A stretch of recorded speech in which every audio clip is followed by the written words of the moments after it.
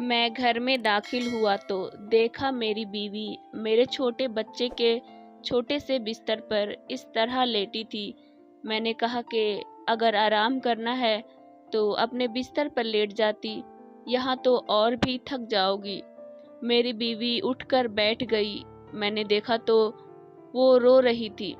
میں نے پریشان ہو کر پوچھا کہ کیا ہوا؟ بیوی بولی کہ میں صبح کچھ امداد دینے پاس ہی ایک یتیم خانے گئی تھی۔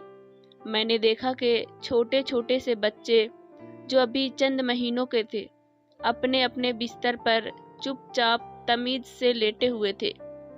میں دیکھ کر بہت خوش ہوئی اور وہاں کی نگران سے پوچھا کہ کیا آپ نے اتنے چھوٹے چھوٹے بچوں کو اتنی شاندار تربیت کیسے دی؟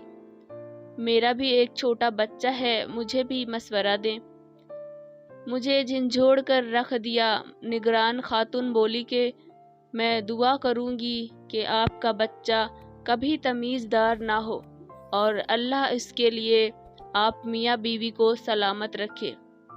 وہ پھر بولی کہ جب یہ بچے یہاں آتے ہیں تو شروع کے دنوں میں بھوک لگنے اور ڈائپر گندا ہونے پر بہت روتے ہیں، مگر اتنے زیادہ بچوں کے لیے ہمارے پاس اتنا عملہ نہیں ہے جو ان سب کو انفرادی توجہ دے سکے۔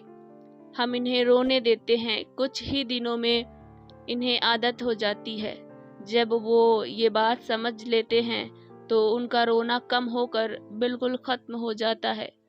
یہ بچے بھی اگر اپنے والدین کے ساتھ ہوتے تو بھوک لگنے، ڈائپر گندا ہونے پر یا کسی ایسے مسئلے کے حل کے لیے رو رو کر اپنے والدین کی توجہ حاصل کرتے، ان کی محبت کی نرمی اور گود کی گرمی کو محسوس کرتے، مگر یہاں ایسا نہیں ہے۔